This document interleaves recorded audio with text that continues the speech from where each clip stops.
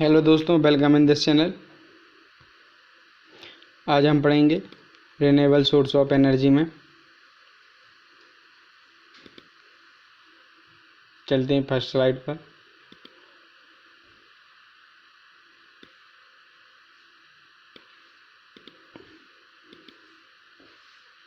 यहाँ पे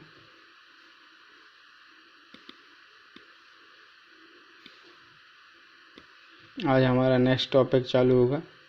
टॉपिक का नाम है सोलर थर्मल एनर्जी कलेक्टर। तो ये क्या होते हैं कलेक्टर्स?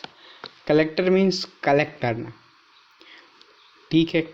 अब ये कलेक्ट क्या करेगा? तो सिंपल है, उसमें लिखा हुआ है solar thermal. Thermal means heat.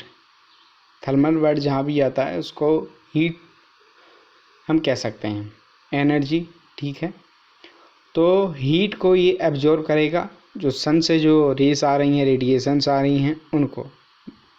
अब सन से रेस आती हैं वो किसके रूप में आती हैं? फोटोन्स के रूप में आती हैं, ठीक है। तो वही यहाँ पे लिखा हुआ है। Solar thermal energy collector is a device which is use to collect solar energy in the form of radiation means photonic energy and transfer it to flowing fluid. जो फ्लूइड बह रहा है उसमें ये फ्लो कर देता है एनर्जी को। It is basically A special kind of heat exchanger. ये क्या है? एक हीट एक्सचेंजर है, इससे और ज़्यादा है नहीं कुछ। तो कंपोनेंट ऑफ सोलर कलेक्टर क्या क्या होते हैं? कंपोनेंट देख लेते हैं। एब्जॉर्बर प्लेट, ये क्या, अब इसका नाम ही है एब्जॉर्बर, तो ये क्या करेगी? एब्जॉर्ब करेगी। अब एब्जॉर्ब क्या करेगी? किसकी बात हो रही है यहाँ पे? सोलर की, ठीक है। सोलर सोलर चिल्लाते हुए आ रहे हैं, तो यहाँ पे किसकी बात होगी? किसको ये एब्जॉर्ब करेगी? सोलर रेडिएशन को एब्जॉर्ब करेगी। The object is to absorb the maximum solar radiation, वही लिखा हुआ है, and transfer it to next stage by the use of selective coating. अब सेलेक्टिव कोटिंग क्या होती है? सेलेक्टिव कोटिंग, अब कोटिंग कर देंगे। कोटिंग क्यों कर देंगे? रेडिएशन आ तो जाए बस वापस ना हो, आ जाए बस वापस ना हो, ठीक है। ऐसे ही जैसे कि रेडिएशन आ तो जाए, आ तो रही है, कहाँ से? हमारी जो ओजोन परत है उसमें आ जाती, मर जा नहीं पाती, ठीक है। तो ऐसे ही ये कोटिंग काम करती है। भगवान ने ऑलरेडी पृथ्वी पे कोटिंग की परत चढ़ाई हुई है ओजोन की, यहाँ हम चढ़ा देंगे, ठीक है। सिलेक्टिव कोटिंग, सिलेक्टिव कोटिंग क्या होती है? It is applied on absorber plate, absorber plate पे लगाएंगे, ठीक है। फॉर हाई एब्जॉर्बिटी, वो देखो एब्जॉर्ब कर रही है। In a shorter wave, shorter wave क्यों? अब बात आ रही शॉर्टर वेव। देखो एक चीज़ होती है क्या, lambda equal to lambda T, ठीक है, वेवलेंथ इक्वल टू 9828 होता है। अब ये वैल्यू क्या है? ये तो वैल्यू कांस्टेंट है, तो टेम्परेचर बढ़ाना पड़ेगा जब लेमडा की वैल्यू घटेगी, ठीक है। अगर टेम्परेचर बढ़ता है तो लेमडा की वैल्यू क्या होगी? घट जाएगी, ठीक है, सिंपल। तो टेम्परेचर कितना है? बहुत ज़्यादा हाई है, तो लेमडा क्या होगा? घटेगा। घटेगा मतलब शॉर्ट होगा, वही लिखा हुआ है shorter wave. So that temperature इनकी lambda will decrease, so high temperature of the sun can emit the short waves, ठीक है।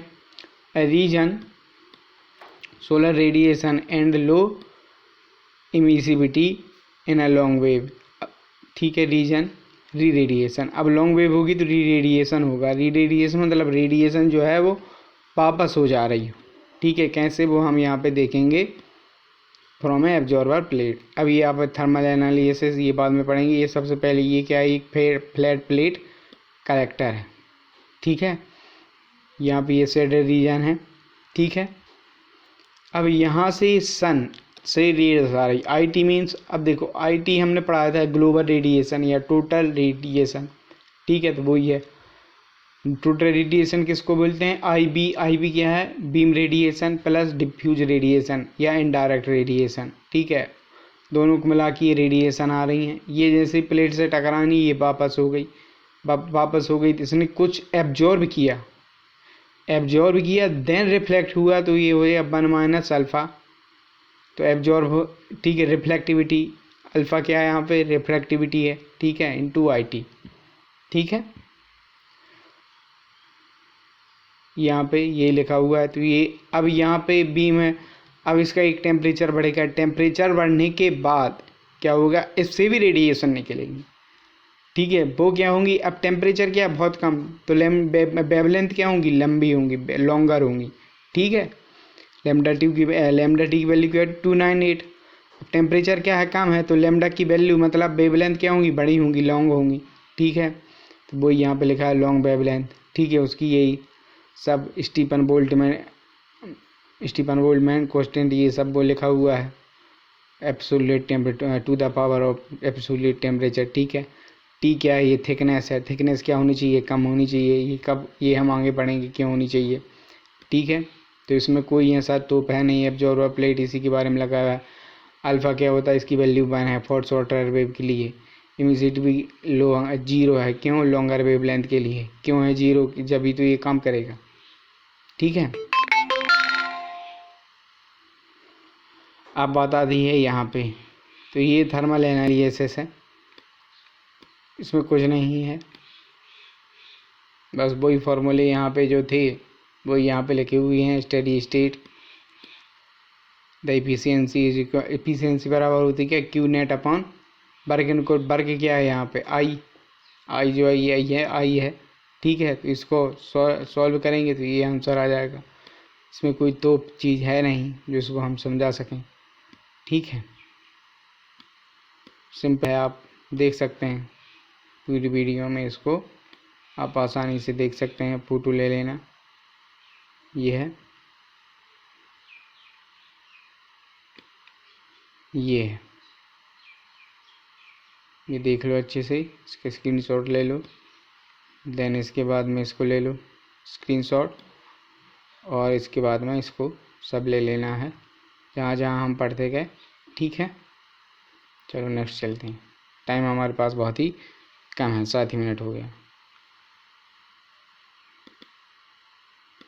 अब बात आती है किसकी, ये वही लिखा हुआ है सेम, उसी का नोट। अल्फ़ा डिपेंड करता है किस पे, लेमडा पर, और ई क्या है, प्रॉपर्टी है, किसकी, बॉडी की प्रॉपर्टीज़ होती है ई। ठीक है, ई क्या है ये आप लोग जानते हैं। ठीक है, अब राइजर ट्यूब क्या होता है, राइजर ट्यूब मीन्स, राइजर क्या होता है, बढ़ा देना, ट्यूब मतलब ट्यूब के द्वारा, ट्यूब है जो राइज कर रहा है। क्या राइज कर रहा है वो देखो, it is object to absorb maximum radiation from absorber plate and transfer it to the flowing fluid through the natural convection thermosiphon. देखो फ्लूइड मशीन में साइफन पड़ा होगा, साइफन किसके, वर्क अंडर एटीएम प्रेशर, तो यहाँ पे क्या करेगा, अब आप समझदार हो। ठीक है, ये थर्मो लगा हुआ है, तो वर्क अंडर एटमॉस्फेरिक प्रेशर। ठीक है, तो यहाँ पे थर्मो है तो टेम्परेचर लगा दो। For a domestic application and by the force convection for a commercial commerce मतलब घरेलू उपयोग के लिए। ठीक है, यूज होता है। तो ये क्या है, तो छत पे आप पानी गर्म करने के लिए रख देते हो, ये वही है।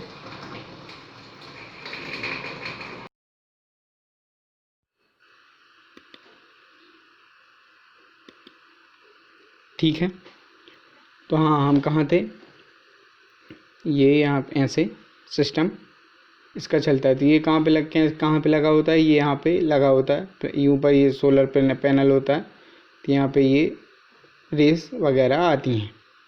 ठीक है,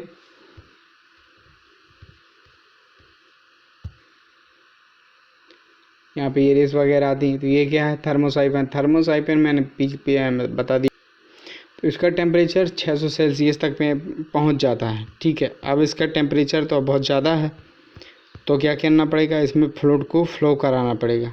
ठीक है, लिक्विड फ्लो है, उसको हमको इसमें क्या कराना पड़ेगा, फ्लो कराना पड़ेगा। अब बात आती है इसकी, अब इसके बाद में इसका टेम्परेचर 600 सेल्सियस है। ठीक है, आयरन कार्बन डायग्राम सबने पढ़ा होगा। ठीक है, कितने पिघलने लगता है लोहा, सब जानते हैं। तो इसका टेम्परेचर कितना है, 600 सेल्सियस से बढ़ भी सकता है भाई। अगर इसमें लिक्विड फ्लो नहीं कराया गया तो इसका टेम्परेचर क्या होगा, बढ़ता जाएगा। ठीक है, तो इसमें फ्लूइड फ्लो कराते हैं, तो जिससे पानी गर्म हो जाता है। ठीक है, अब सबने जो है एक फार्मूला पढ़ा होगा, वो ही यहाँ पे है। ट्यूब का। और रेसिस्टेंस, ठीक है, इज ln R1/R2 2πkl, ठीक है। तो ये सब ने पढ़ा हुआ है। ये क्या है, थिन ट्यूब है। थिन ट्यूब क्यों है, देखो सब हीट ज़्यादा है, जितना पतला रहेगा उतना जल्दी गर्म होगा, इसलिए इसको थिन ट्यूब बनाते हैं, ठीक है। किसकी बनाते हैं, CU या AL। CU मतलब कॉपर या एल्यूमिनियम की हम बनाते हैं, ठीक है। स्टूडेंट फिर टर्बुलेंट फ्लो हो जाएगा, जिससे ये सब क्रियाएं प्राप्त हमको होंगी, ठीक है। तो इसमें और ज़्यादा खास कुछ है नहीं, बेसिक्स है बस। ES में इतना ज़्यादा आएगा नहीं, न्यूमेरिकल वगैरह कुछ नहीं आएंगे, केवल ये पता रहना चाहिए कि राइजर ट्यूब क्या होता है। अब इसके बाद में आता है ये ट्रांसपेरेंट कवर। अब ये क्या होता है, ये कुछ नहीं, ट्रांसपेरेंट जैसा नाम वैसे गुण। ट्रांसपेरेंट है तो इसमें क्या होंगी, रेडिएशन आ तो जाएंगी मगर जा नहीं पाएंगी, ठीक है। आ तो जाएंगी मगर लौट के नहीं जा पाएंगी। ये क्या होगी, एक पतली बिल्कुल परत होती, थिन फिल्म टाइप ये रहता है। देखो पढ़ो, the object is to reduce re radiation. मतलब रेडिएशन आई और जो वापस होके जा रही है उसको री बोलते हैं, कोई तोप नहीं है। Loss by using glazed glass having high transmittivity, ठीक है, ट्रांसफर होना, कुछ नहीं, ठीक है। For short wave, short wave क्यों आ रही है, शॉर्ट वेव क्या होता है समझ गए। Region and high reflectivity for long wave, ठीक है। ये है, ये आपका वो लगा दिया गया है, ठीक है। इससे रेडिएशन आ रही है, रिफ्लेक्ट होके रेडिएशन हो रहा है, मगर ये रिफ्लेक्ट इसके बाहर नहीं जा रही। ये आपका क्या है, ट्रांसपेरेंट कवर है, जिसका टाउ मतलब ट्रांसमिटिविटी क्या होती है, 100% फॉर शॉर्टर वेव, और रिफ्लेक्टिविटी क्या होती है इसकी, लॉन्ग वेव की कम होती है, 1 होती है। तो मतलब अच्छा हो रहा है, रिफ्लेक्ट अच्छा कर रहा है, ठीक है। अब सेलेक्टिव कोटिंग, ये कोटिंग लगी हुई है लाल कलर की, ठीक है। इसकी सेम क्या है, एब्जॉर्बिटिविटी, एब्जॉर्ब करने की क्षमता बहुत ज़्यादा है। इमिसिविटी बिल्कुल कम, ठीक है, इमिशन नहीं हो रहा। ये इंसुलेशन लगा हुआ है, ये साइड से लॉस हो रहे हैं हीट का, क्यू लॉस मीन्स हीट, ठीक है। ये उसके बारे में स्टैग्नेशन, एयर वैक्यूम क्या है, ये सब ये वही है और कुछ नहीं, ठीक है। चलिए नेक्स्ट चलते हैं। ये उसी के बारे में, जो फ्लैट प्लेट कलेक्टर है उसके बारे में बताया है। तो सन ऐसे उस पर आती है, ये हमारे आइंस्टीन थे, उन्होंने ये बताया, ठीक है, किस रूप में आती हैं, ठीक है। ये कलेक्टर का एरिया है, इतना जो एरिया है वो क्या है, इस पे सन पड़ रहा है तो इसको बोलते हैं कलेक्टर एरिया, ठीक है। सेलेक्टिव कोटिंग, इस पर एक वो परत चढ़ी हुई है, ठीक है, जिसकी वैल्यू ये है, आपने देख लिया, 0 के क्लोज है। एब्जॉर्बर, ये एब्जॉर्बर प्लेट है, ये हमारी थिकनेस है इसकी, ये जो है ये थिकनेस है, ठीक है। ये वाइंडर है और ये राइजर ट्यूब है। राइजर ट्यूब आपने पढ़ लिए अब, ठीक है। नेक्स्ट चलते हैं। तो नेक्स्ट अभी भी बहुत कुछ, कलेक्टर इफिशियंसी, ठीक है। अब कलेक्टर इफिशियंसी क्या होता है, MCP डेटा T। इफिशियंसी मतलब heats work done upon heat supply. Work done क्या है, MCP delta T। Delta T क्या है, T outer upon T initial.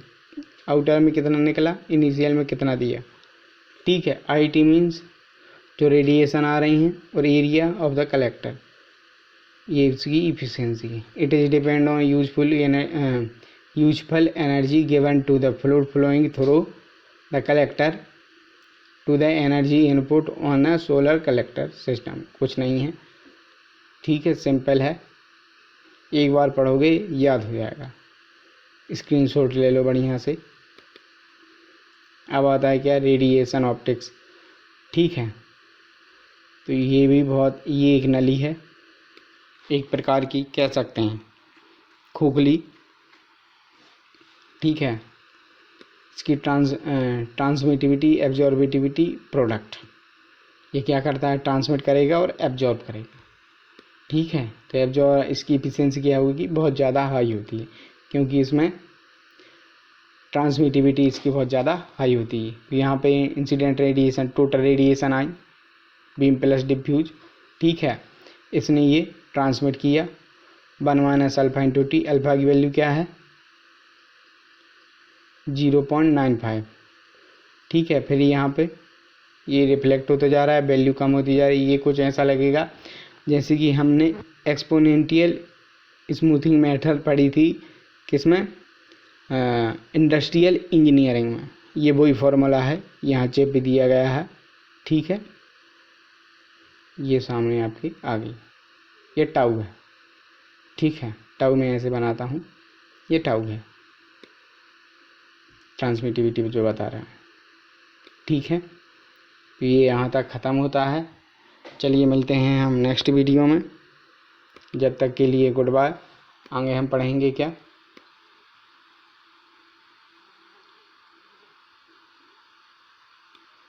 आगे हम पढ़ेंगे ये सब आगे देखा जाएगा, ठीक है। इसको और देख लेते हैं, सन पार्ट डायग्राम ये क्या होता है, ठीक है। ये कुछ नहीं है, देखो ये भी समझा देता हूँ नोट, नमन नहीं मानेगा, ठीक है। नोट ये क्या है, एफिशिएंसी ऑफ कलेक्टर है। एब्जॉर्बिटिविटी इंक्रीज होगी, एब्जॉर्ब रेडिएशन एब्जॉर्ब हो रही है तो ये इंक्रीज होगी, ठीक है। तो ट्रांसमिटिविटी भी ज़्यादा होगी, ट्रांसमिट भी, जितनी energy absorb, good absorber is a good emitter, ठीक है। तो एब्जॉर्बिटी ज़्यादा है तो ट्रांसमिट भी ज़्यादा ही करेगा, ठीक है।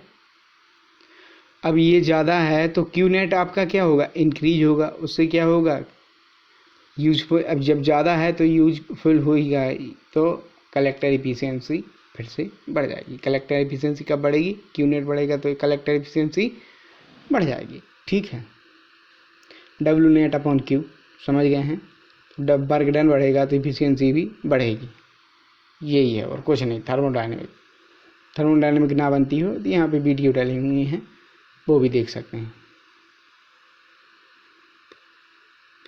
नंबर ऑफ प्लेट बढ़ाओगे मतलब कवर हो, मतलब नंबर ऑफ कवर मतलब बढ़ाते जाओगे, नंबर मल्टी कवर कर दोगे तो क्या हो रही, थिकनेस क्या हो रही, बढ़ रही है, तो एफिशिएंसी क्या होगी, डिक्रीज होगी। इसमें कोई तो चीज़ है नहीं, वो यही बिल्कुल लिखा हुआ है और कुछ नहीं लिखा हुआ, ठीक है। जितना मोटा करते जाओगे एफिशिएंसी उतनी डिक्रीज हो जाएगी, इसलिए पतला रहने दो, ठीक है। इसलिए सोलर पैनल बहुत पतले बनाए जाते हैं। चलिए नेक्स्ट, अब सन पाथ डायग्राम क्या होता है ये और समझ लो। देखो कुछ नहीं, the location of the sun is not only depend longitude, it also depend on latitude. Latitude longitude दोनों पे डिपेंड करता है। तो ये क्या होता है समझो, डेली मतलब प्रतिदिन जो वेरिएशन हो रहा है हवर एंगल का, हम निकाले थे वहाँ पे, और किस पे हो रहा है, डिक्लिनेशन एंगल। दो एंगल निकाले थे, हवर एंगल की वैल्यू और डिक्लिनेशन, दोनों की वैल्यू निकालते थे। इससे क्या है, ये हमारी पृथ्वी है, ये हॉरिजॉन्टल प्लेन है, ठीक है। इस साइड ये रोटेशन हो रहा है इस गति पे, ये बाण तीर बता रहा है, ये इस तरीके से हमारी पृथ्वी। तो सन क्या है, इतने पोर्शन पे आ रहा है, इतने पे नहीं आता, ठीक है। दिन रात यहाँ पे भी होता है, चिंता की बात नहीं। तो अगर यहाँ पे और यहाँ पे आ रहा है तो वो सबसे बड़ा दिन है। लॉन्गेस्ट डे कौन सा होता है, 21 जून। इसके बाद में थोड़ा कम गया तो दिन रात बराबर हो गए, सितंबर और मार्च हो गया वो, और 21 दिसंबर हो गया तो सबसे आखिरी में है तो सबसे शॉर्टर। तो यहाँ पे अब देखो, यहाँ पे गलती मत कर देना, कॉन्सेप्ट को गड़बड़ा मत देना। देखो सन यहाँ पे क्या होगा, पास में होगा, तो रेडिएशन जो शॉर्टर वेवलेंथ है उसकी इमिसिविटी क्या होगी, ज़्यादा होगी, ठीक है। वो ज़्यादा खतरनाक है, ये ज़्यादा खतरनाक, ये ज़्यादा खतरनाक नहीं है। चलो ठीक है, तो आज के लिए इतना ही, मिलते हैं नेक्स्ट वीडियो में, जब तक के लिए गुड बाय बाय।